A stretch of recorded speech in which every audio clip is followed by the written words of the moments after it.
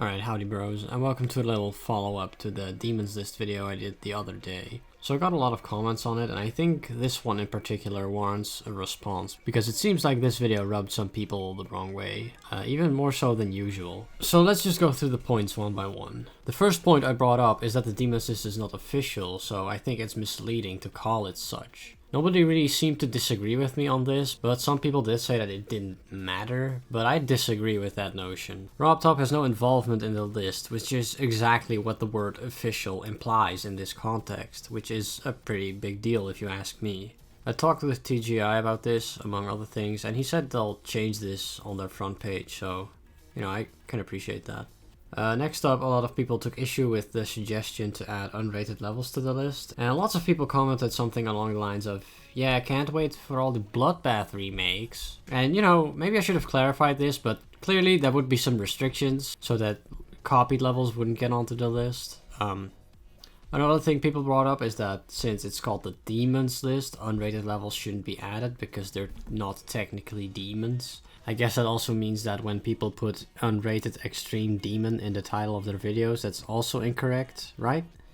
Let's not argue over semantics here, you know what I mean. Anyway, so the big kicker here though is that it's not exactly practical to add unrated levels at this point in time. It would fundamentally change the dynamic of the entire list and cause it to become a massive clusterfuck. Lots of levels would likely get misplaced, lots of records would get pushed off the list, etc. This could very well ruin the list beyond repair, so it's kinda stuck the way it is, even if they wanted to change it.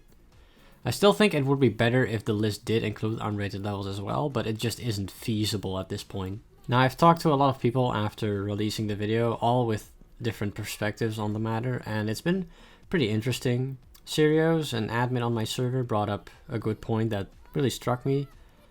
So the levels themselves take a very central position on the list, but arguably the most important part of the game is the players who beat these levels. After all, if it weren't for them, there would be no reason to document these levels in the first place. Right now there's a stats viewer which kinda acts like a leaderboard, which is kinda tucked away into a corner, but I think it would be much more interesting if the players took a much more central role on the Demons List. Okay, so for example, right now the score for each level is calculated by some formula that takes the position a level occupies on the list and spits out some arbitrary number based on that. It only takes difficulty into account very loosely. Now what I would like to see is if there was a dedicated player leaderboard kinda similar to the stats viewer, but displayed front and center on the website. I would also like it if the scoring system was a bit more deliberate as well. Like, I think it's safe to say that the difficulty of these levels isn't a smooth curve. There's probably some jumps in difficulty, so it would make sense to reflect that in the scoring. Perhaps they could section off the list into tiers that all yield the same amount of points. That way the people who don't really have a grasp on how hard these levels are can get a better understanding of their difficulty. Because to people like me who aren't particularly skilled, all of these levels are kind of the same in the sense that I can't really make any progress on any of them. So they just